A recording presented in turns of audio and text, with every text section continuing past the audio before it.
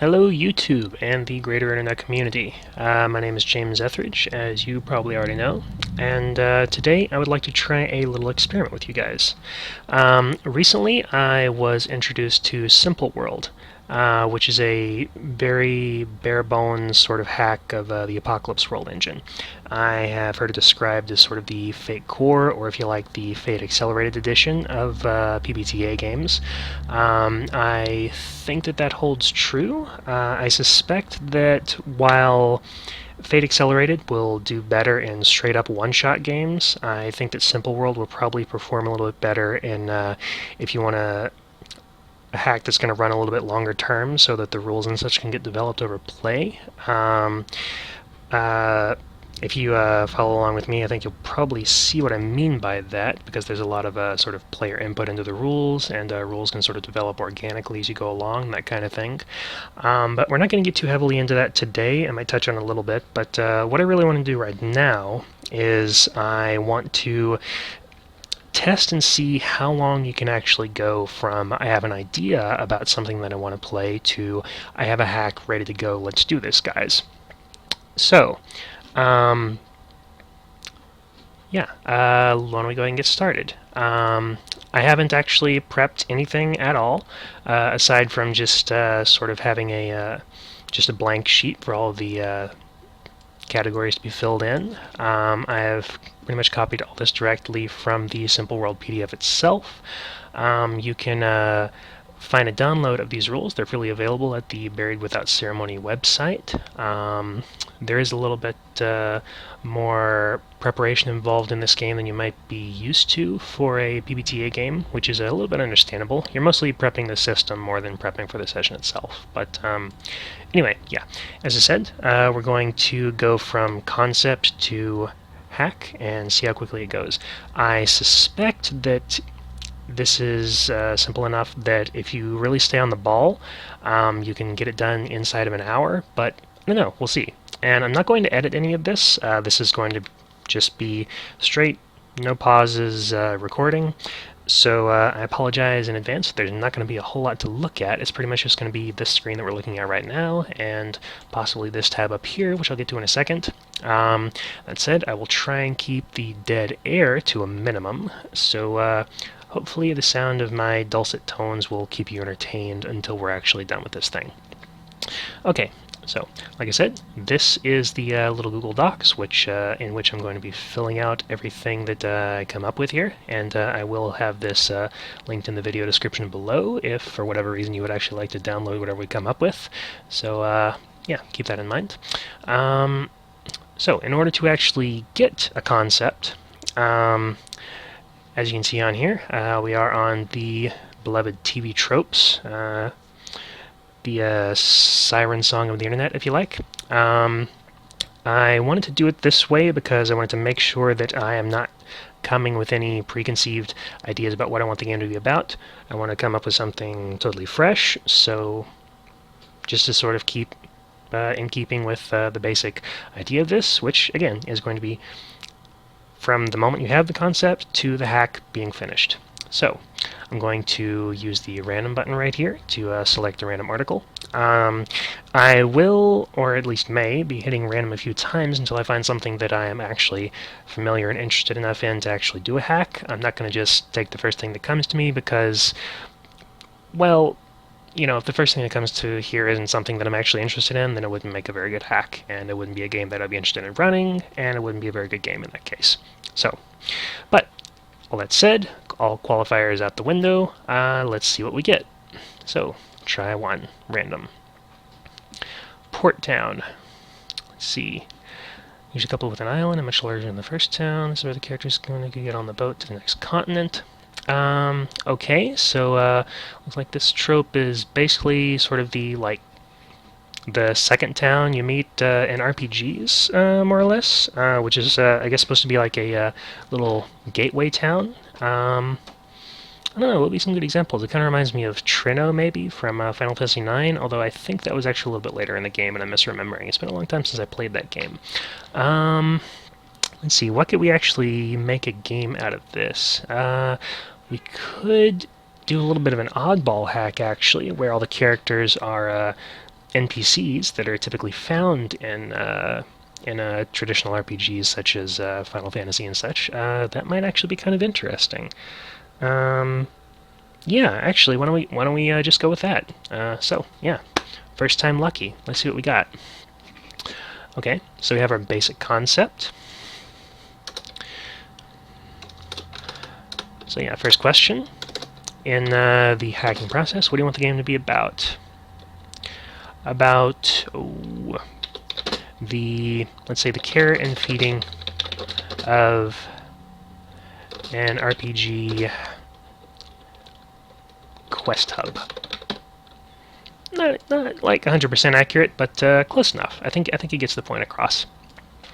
Okay, so the next step is going to be taking these 5 basic descriptions of the sorts of stats that are going to be important for your hack, and coming up with evocative names for them.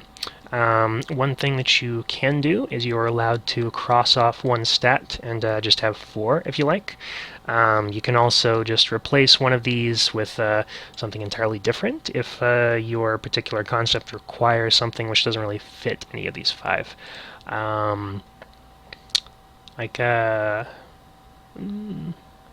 Like for instance, the moon stat, the pillion, would be a good example of that. It's not really a stat per se; it is a purely magical thing which goes up as your character grows and sort of progresses in their long journey to adulthood. But for this, let's see if we can actually stick close to these. So, reflexive or graceful? Let's see. Let's see, reflexive or graceful? Well, if you're an NPC, you in a town like this, you are probably either going to be like a guardsman or a shopkeeper or something along those lines. So when it comes to reflexes and gracefulness, I think what's really important along those lines is going to be your alertness. Now you could argue that that could maybe fall under one of these other categories, like inquisitive or exploratory or calculating methodical, but I think in this instance it is going to fall into these, because being aware of your surroundings and such is really what having good reflexes is all about for an NPC in an RPG town. I think that works. Okay, next up, persuasive or assertive? Now let's see. Let's see. That's basically your sort of a charisma stat. Your means of being coercive, more or less. So let's see. How does that actually apply to NPCs? Because typically, it's generally going to be the characters, the PCs, who are going to be the ones being forceful towards the NPCs. Obviously, you're more persuasive. That also goes along with aggressive and forceful, likewise. If you're hearing any annoyed meows in the background, by the way, that is my cat Seto. He is adorable and demanding, as all good cats should be, so apologize for any interruptions on his behalf, because I'm sure he won't make any apologies. Anyway, where were we? Right, persuasive or assertive? Let's see. Okay. How about this? At a very basic level, again, let's say that, well, when it gets right down to it, the only real means that NPCs in a typical JRPG, for instance, have of interacting with PCs, let alone, persuading them or asserting their will upon them in any way, is going to be speaking. So let's just call the stat speaking. All right. Okay, so let's see. Next up is going to be aggressive/forceful. Well, if you are a shopkeeper or a guardsman or some other such thing like an innkeeper or whatnot, way that you could be aggressive towards a PC, let's see. It could just be flat out strength.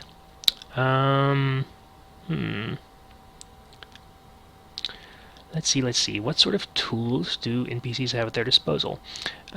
See, this is always the tough part, really. Coming up with names for things. At least it's always the toughest part for me, whether it's coming up with character names or anything else. And this is probably going to be the case later on too, whenever we get down to classes or character seeds later on. But we'll get to that in a bit. For now, let's focus on what is right in front of us. So, aggressive or forceful? Let's see. Yeah. For now, why don't we stick with... you know what? Actually, aggression is probably about appropriate.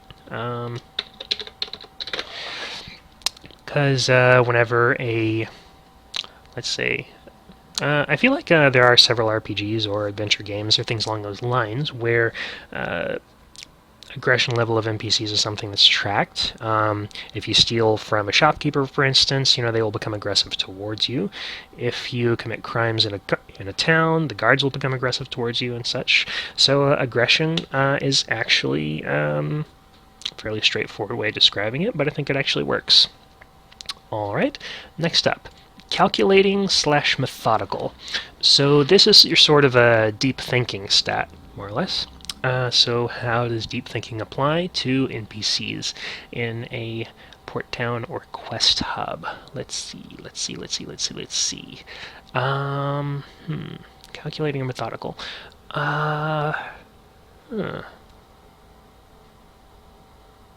Actually, how about we go with this? Experience. Because an NPC who is, shall we say, of a higher level, more or less, is going to, well, probably have gotten there by being very wary of their surroundings. They will know more about the world, so they will be able to think about it more deeply. They're the ones who are, shall we say, they're going to be more likely to have deeper dialogue branches and things along those lines. So yeah, experience, I think, is going to work fairly well as that stat. And finally, inquisitive/exploratory. This one might not actually apply for NPCs, because the thing about NPCs in a quest hub is that they don't really do a lot of exploring. They pretty much just stick in their hometown. So, let me think. If we wanted to go another way about it, we could go with one thing that did spring to mind was youthfulness, because younger NPCs tend to be a little bit more inquiring of their surroundings. Children, pickpockets, kids selling flowers in the street or whatnot, they're the ones who are going to be more likely to ask PCs about the world outside the town.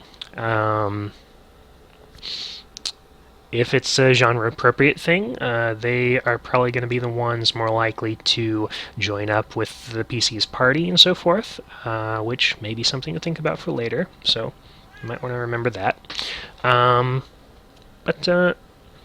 Actually, yeah, why don't we go with that? We're going to put youthfulness down. Youthfulness down as our... See, I've already forgotten what it's supposed to describe now. Inquisitive exploratory, right? I should really have kept those parentheticals off to the side. Oh well, that's what I have the PDF here for reference. All right, so those are our 5 stats. So that step is done. Fairly painless. All right, next step. We are instructed to take a set of index cards and write an evocative title on each that have an interesting person you'd want to tell stories about. These are the game's character seeds, which are in some cases called classes or archetypes or skins or what have you. Excuse me. I've just decided to go with classes pretty much randomly, but for this particular genre of fiction, I think class is about as appropriate as you can get. So, for each of these things, we're going to come up with 3 different specialties that they might excel at. These 3 specialties are what the player's moves are going to be based on.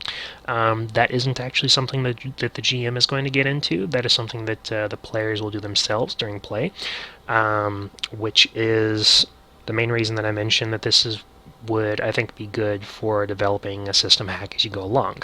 There are guidelines for creating player moves later on in the document, but again, that's not part of GM prep, so we're going to leave that alone for now. What we are going to do is come up with a few different I'm going to go with 3 different classes and 3 different specialties for each. 3 is honestly a little bit low.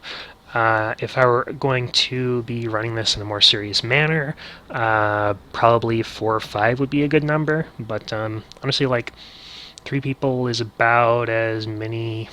It's about like my sort of minimum party size that I'm sort of comfortable with running for. So minimum effort required to get a hack that I would be okay with running. So we're gonna go with that. If we happen to come up with more, then we'll go with it. But anyway, for right now, so yeah, why don't we go with a few of the archetypes we touched on already. So I'm going to write down shopkeeper. So let's see. Very basic stuff. Specialty 1, buying and selling items. Alright, specialty 2. Let's see. Let's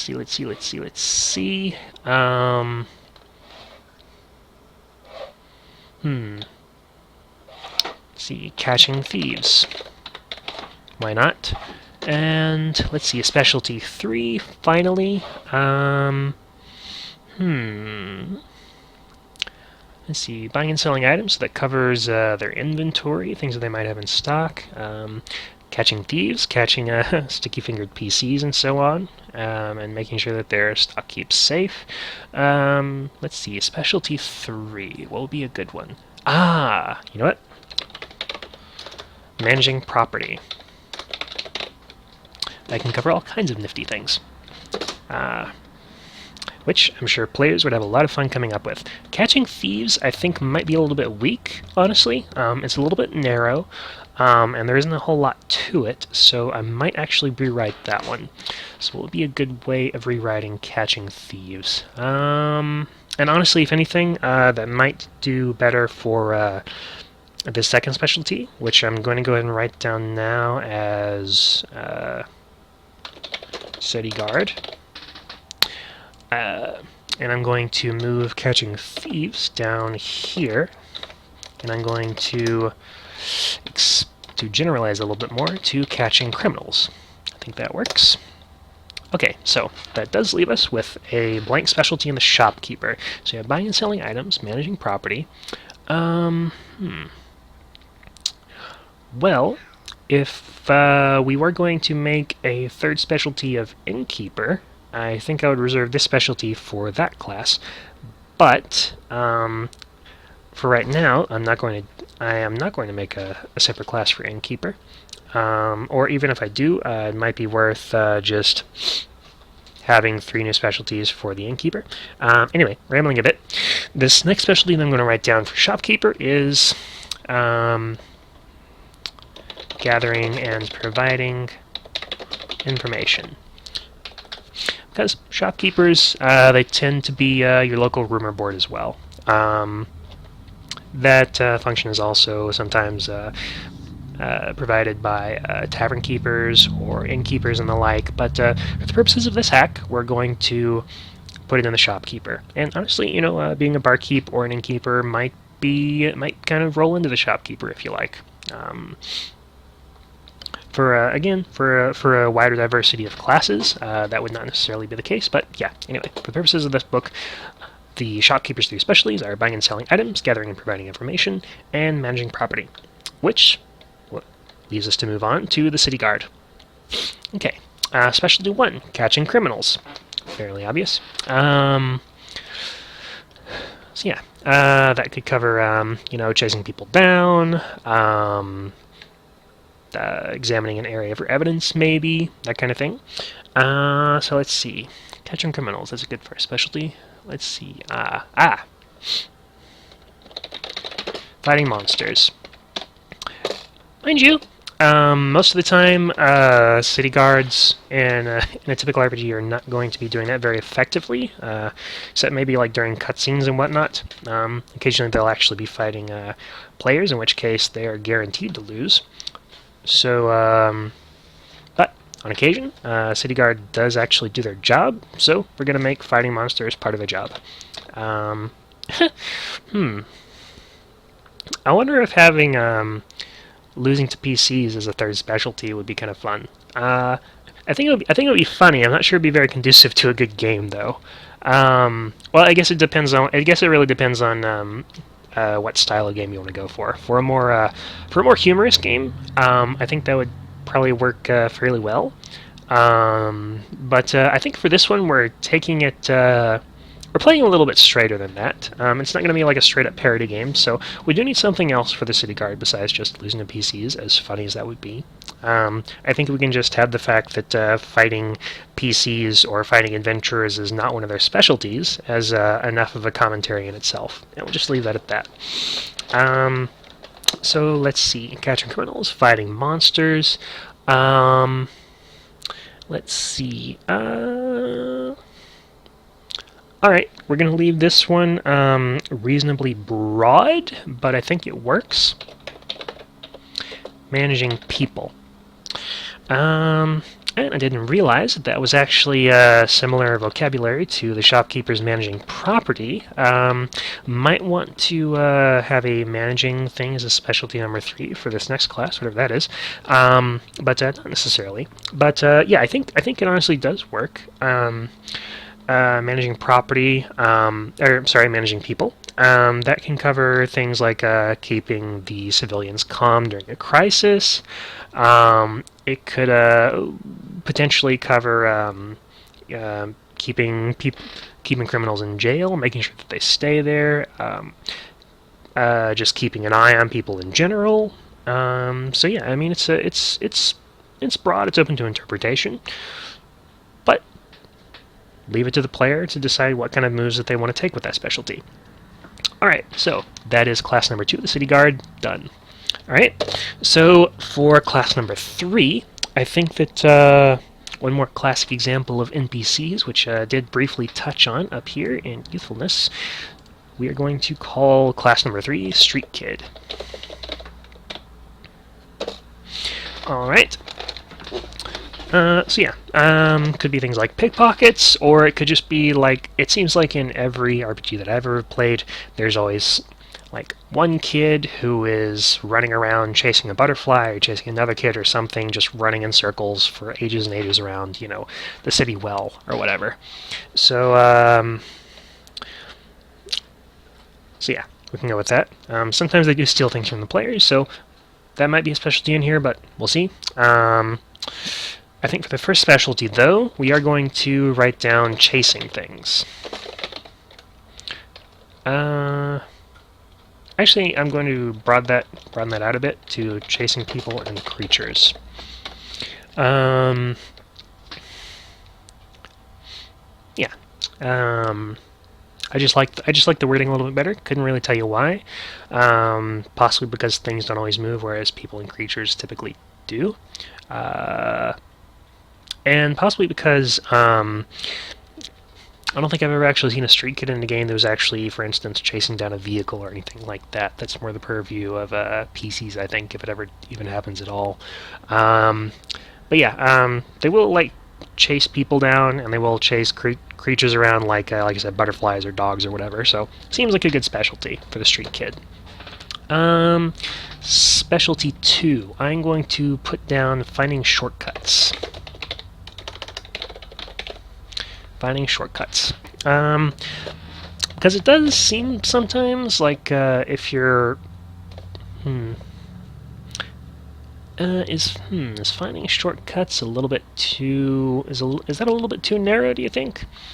I was thinking, as I was saying that it seems like a lot of the times street kids, if you pay attention to them, can lead you to some nice Easter eggs. So you might actually reword that to finding Easter eggs instead of finding shortcuts. I would say just finding things, but that seems a little bit too broad, especially especially like with the city guard, that kind of like overlaps with our catching criminals. So I'm not really sure that that's super appropriate.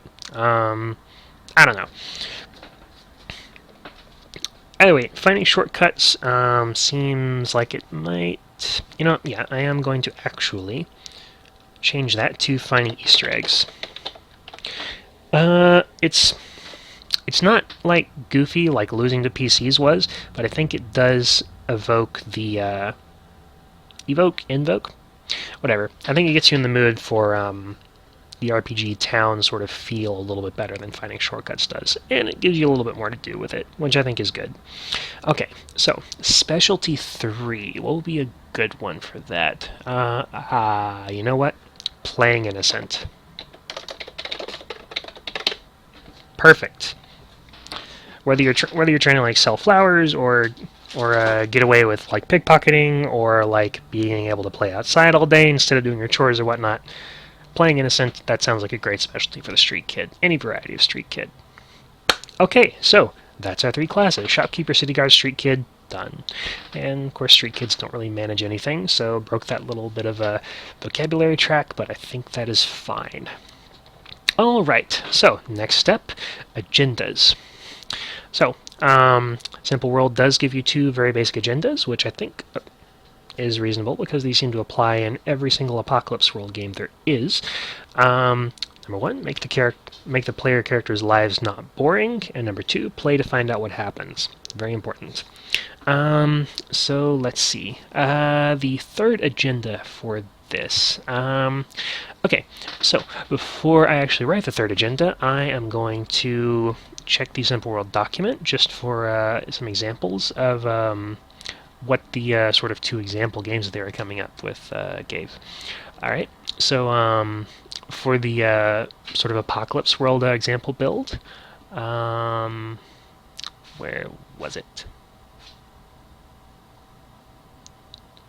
I wrote all status quo as his final agenda. It's right up there at the top. I was looking down here. It was way up there. Yeah.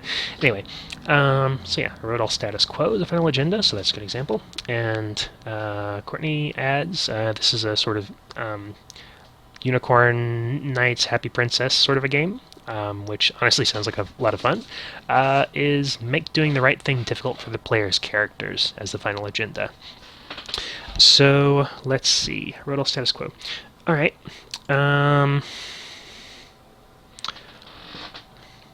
Let's see. Alright, so agendas. Alright, so what is going to be important about the sort of game where all the characters are NPCs? Well, I think one thing that is going to be important is to sort of reinforce the idea that they're not PCs. Make it clear that they're very important to the town and whatnot, but and they're the main characters of their own story, but they're not the main characters of, say, the big story, with a capital B for big. So I think I'm going to write down, make the world much bigger than the player characters.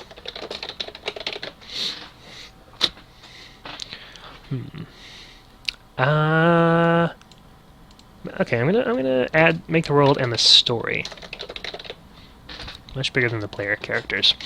At times they'll be I think that sounds appropriate. At times they'll be swept along with it. At times you will leave them behind. At times they may even be momentarily important participants in it, but they're not central to the big overarching say the world plot, and that needs to be okay.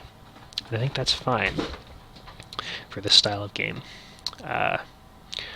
Not really like the sort of game that I would typically run. I do like my PCs to be heroes, and I like them to be, in Dungeon World, for instance, I do like them to be, big style fantasy superheroes. I think that's awesome. But again, for this isn't the sort of agenda that I would typically have, but for this game, I think it works.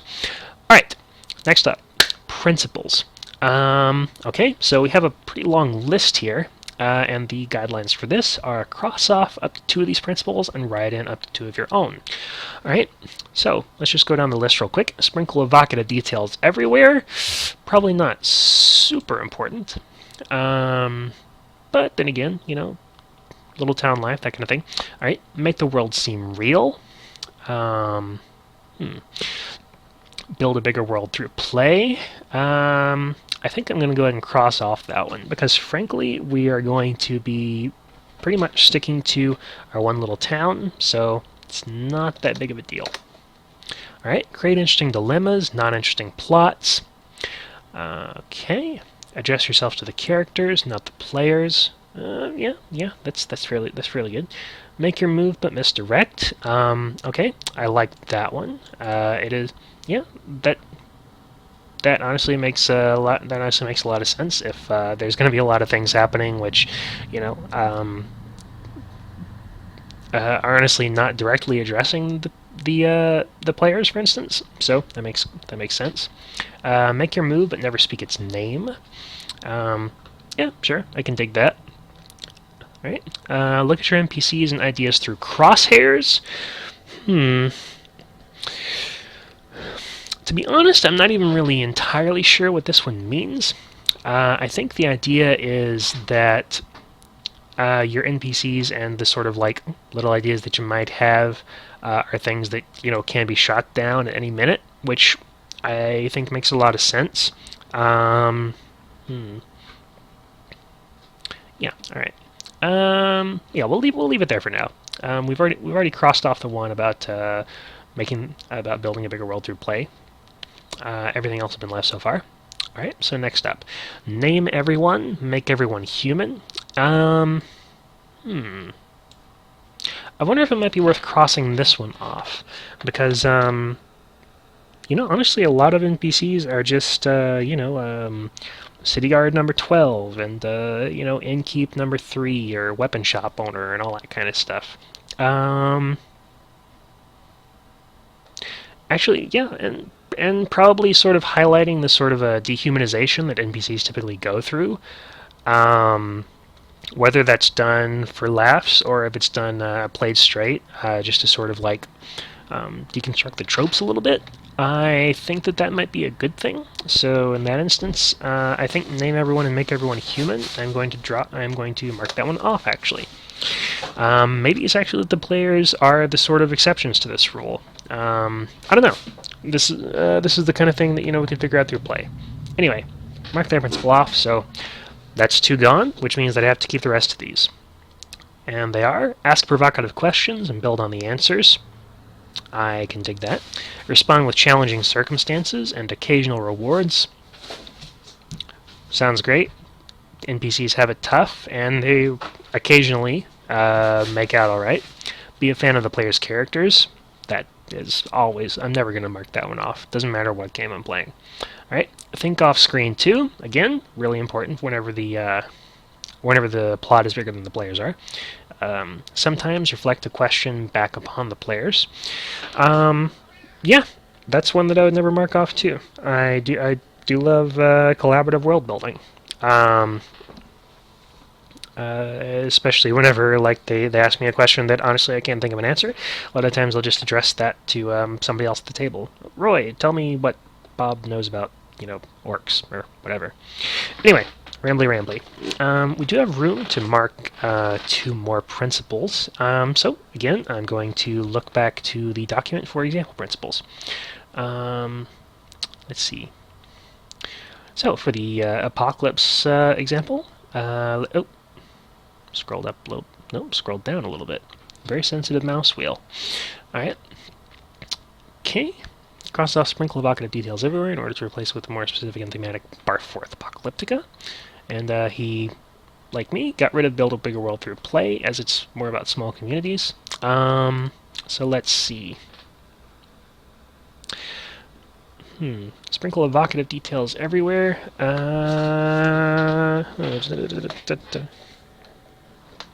Alright. Let's see. I am going to put in... Let's see. Remind the players of how big the world is. Is that about right? Remind the players of how small their world is. I'm gonna go with that one. I mean, it's very important to them, but whenever we get right down to it, it is one tiny little town in a very big world, and I think that works. All right, moves. Okay, in this section, we do have our big list of GM moves, and much like the above section, we get to cross off a certain number and add up to a certain number. So we get to cross off up to 3 of these, and we can add 3 of our own. I will be referring back to the examples again. Oh, you know what? I didn't actually go over the example principles from the Magical Princess Unicorns game. Excuse me. So, what Courtney did with this one, she marked off look at your NPCs and ideas through crosshairs, and wrote allow your NPCs to change and develop in expected directions. Alright? Okay, so, moves. Let's see. Alright, I'm just going to go down the list, and if anything seems a little bit off, I'm just going to scratch it. We'll see. Okay. Separate them. Does this work? Yeah, probably so. I think it's genre appropriate for them to be separated. I might actually come and scratch this one off because it might make for a little bit of an interesting game if the characters are sort of forced someone against type, or at least assume someone against type to actually be working together a lot of the time.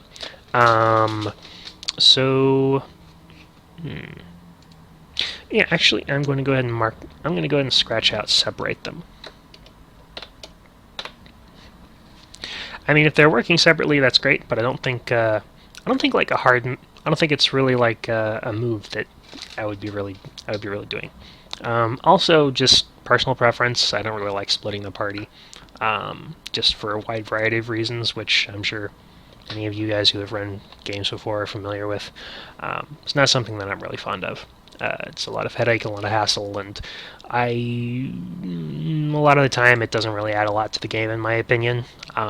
It just ends up with like one person sort of like getting left off to the side a lot of the times, and not getting a lot of spotlight time, or like you have to have 2 entirely like separate spotlights, and it's weird. It's a headache. Anyway, genre appropriate reasons and personal preference reasons, separating them, gone. Also, at this moment in time, wishing that Google Docs had strike through, so I could just strike these things out, reminding us what has been erased. But anyway, never mind that. Next one, put them together. I think that works. Imagine 3 NPCs tied to the mast of the same pirate ship. Hilarious. Okay, next, put someone in a high-stakes situation. That's always a good thing. Trade harm for harm, as established. Deal harm, as established. You know, I feel like the, Yeah, I feel like the sort of threats that NPCs face aren't generally of the direct harm variety, per se. I feel like it's more threatening their way of life, more than their direct physical selves. So I think I'm actually going to strike out both of these harm-related moves. Yeah.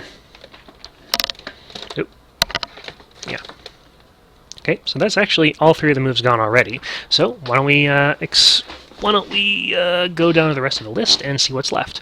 Announce off-screen badness. Perfect. Announce future badness. Oh my god, the world's going to end. Great. Take away one of their capital T things. Perfect for shopkeepers and whatnot. Demonstrate one of their things' bad sides. Sure. Let's see. Give them a difficult decision to make. Yeah, that's always a good thing. Tell them the possible consequences and ask. Hey, tough choices. That's great. Turn their move back on them. It's always fun. Make a move from one of your dangers or bigger pictures. Can't make, yeah. Bring it in PCs, bring it in the big bad, whatever. That works great. Okay. Alright. So, I'm going to add the move upturn the status quo. because, as we're going along here, I am realizing that it's actually not so much the characters themselves, but the town and their lives within it, their role within it, which is really what is most important to them. So screwing with that in some way is a really cool thing to do. And before I forget, I'm going to check back on the example moves and see what we did. So for the Apocalypse hack, the MC moves, they crossed off, put them together, which makes a lot of sense, and they added capture someone and reveal a fundamental scarcity. Makes a lot of sense for Apocalypse games.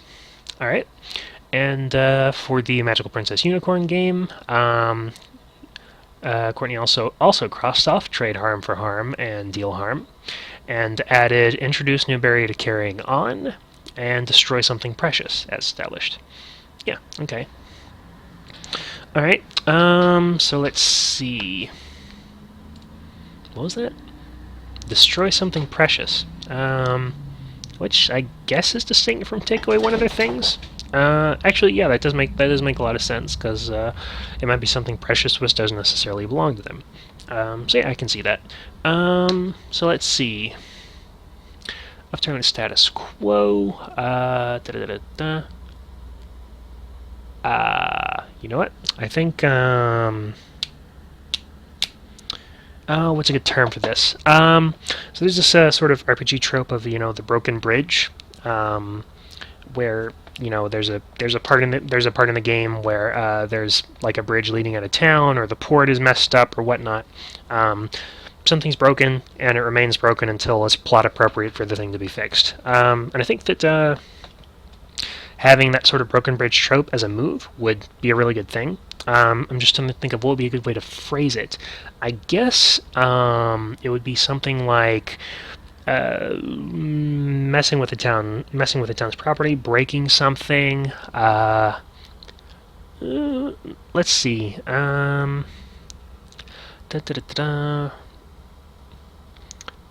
them off from the outside world, maybe. I mean, they're fairly insular anyway, but it does seem like in those instances where there is a broken bridge, it's typically seen as a bad thing by the local NPCs, because they don't have something that they need from the other side of the bridge, where it's transport to another town, or trade or protection or whatever.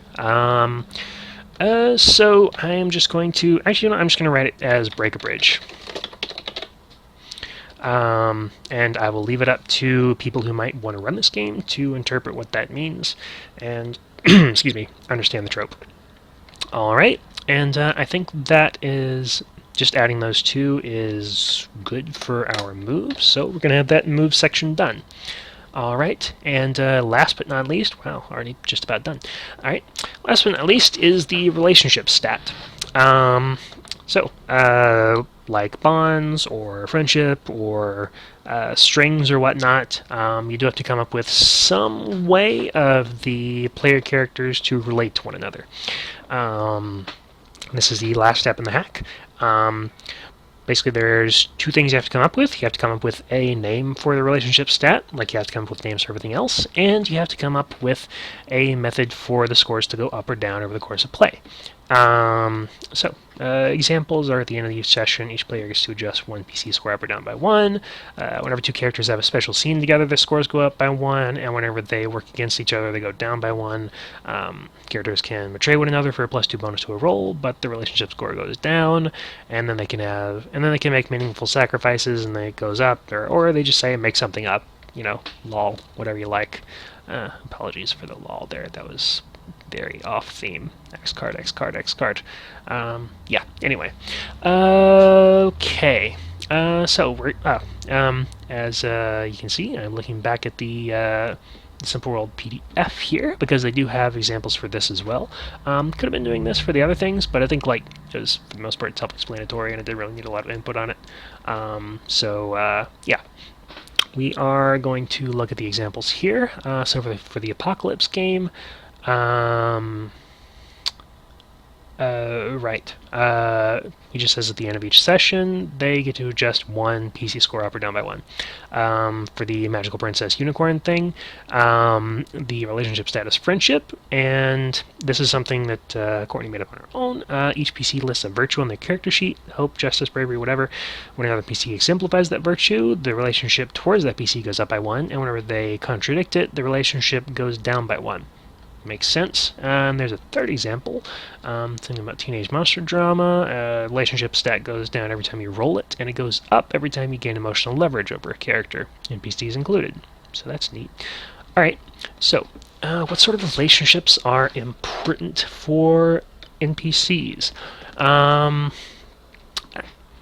we could just like name it relationships. I mean, that's fine. Hold on.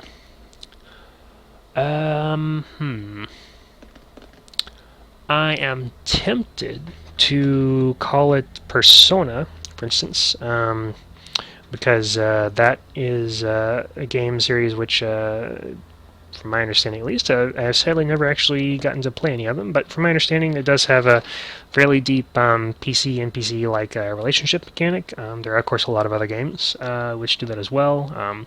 Harvest Moon, Fire Emblem, big recent one. Anyway, again, going off on a tangent, which isn't necessarily a bad thing, thinking about inspirations, but anyway, I think I have a name for the relationship stat, and I'm going to call it Heart.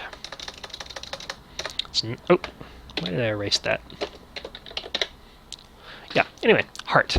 Yeah, fairly straightforward. Hearts, they carry a lot of symbol in video games, don't they? They can be, vitality or any number of things, but for this, we are going to say that Heart is our relationship score. Yeah, whenever your score with someone goes up, the little heart icon gets a little bit bigger until it's like huge, and then it's like beating because giant hearts, adorable. All right. Anyway, okay, so that's our name for it. So how is it going to go up and down over play? I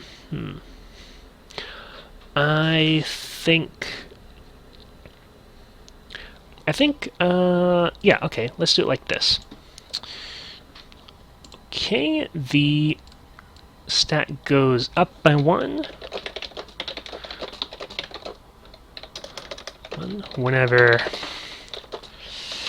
the characters have a deep and meaningful conversation. Oh, you know what? Actually, I'm going to change that. You know what it is? Going to have whenever the characters... Oh, okay.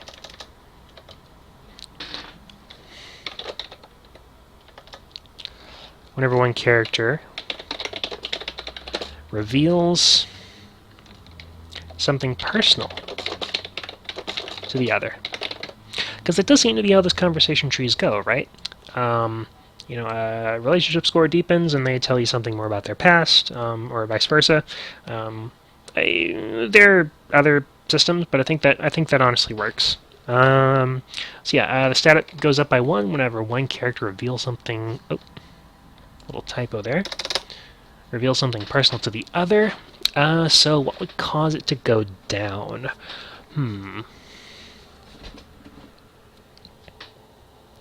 Let's see. Yeah, whenever. Okay, sure. The stat goes down by one.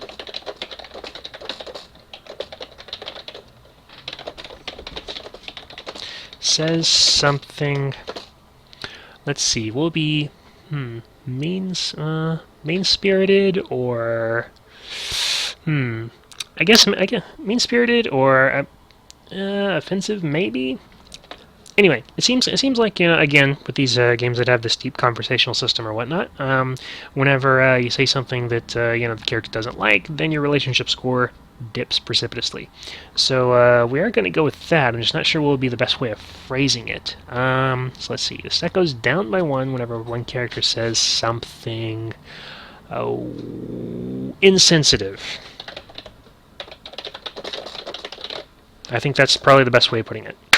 So yeah, this does mean that relationship scores are all based on conversations, but I think that is going to be the sort of bread and meat, or however that phrase goes, bread, meat, fruit, whatever, of this particular game. Again, I think this is a very genre-appropriate way of doing things. Most of the interactions that you're going to have with NPCs in a town like this, and consequently most of the sorts of interactions that characters are going to have with each other, probably, are going to be more about conversations. That's how the relationships are typically developed, more than by getting out and doing things, buying gifts or whatever. That would have been another way of doing it, but this is how we're going with it for right now. So I think that this would actually be a reasonably decent game to play. It's nothing special by any stretch of the imagination. It could do with some fleshing out. It could do with some more classes, for instance. But honestly, coming up with classes is a fairly straightforward thing to do. So if you had a player, for instance, who wanted to do something else and said, "Oh, what about da da da so and so?" That would be a fairly straightforward thing to do. Say if you wanted to say, "Hey, what if I wanted to play, the innkeeper, for example, or the barkeep, or something like that." Just come up with your three specialties. After that, whether they insist on creating something new or just picking one of these three, then they go on to creating their moves, which again is more on the player's side. So we won't really get into that. But that's just another example of how the game sort of develops organically as you go along. And again, I say that I think this would actually be a pretty decent way of starting off a hack at a very basic level and developing it as you go along. There are more reasons to that, the moves that you write. You sort of develop what the effects actually are as you go into play, coming up with specific consequences for a 10 plus or 7 and 9, things along those lines. Moves which generate hold, you have to decide what the hold actually does and how much hold is generated, so on and so forth. So again, I feel that this is good for hack development, more so than it would be for straightforward one-shot gameplay like Fate Core or Fate Accelerate is. But that is Simple World in a reasonably large nutshell. Let's see. Looking at my recording timer, it looks like we're sitting right at 51 minutes. I think probably at least a few of that was me rambling on and explaining things, both at the front and the back of this video. So I think we're probably sitting at about 45 minutes from concept to completion, which is pretty good, I would say. It goes to show you how simple to hack the system actually is. And like I said, I didn't have any of this in mind whenever I sat down. It was just, random page on TV tropes, and now we got a game for it. Very small game, very simple game that does still require a bit of prep at the table because, again, players have to write their own moves. But hey, if you want to play something really quick and really straightforward, and you want to do it in the Apocalypse World engine, or if you have an idea for Apocalypse World hack and you want to get some people together and get some sort of brainstorming going, I think this is probably a system that you're going to want to look at. So, once again, my name is James Etheridge, and I will have this little document here linked. This little hack, and I will also try and have a link to the Simple World engine itself. So if you guys want to take a look at that, just take a look down below. So yeah, thanks for watching, and until next time, I will see you later. Bye-bye.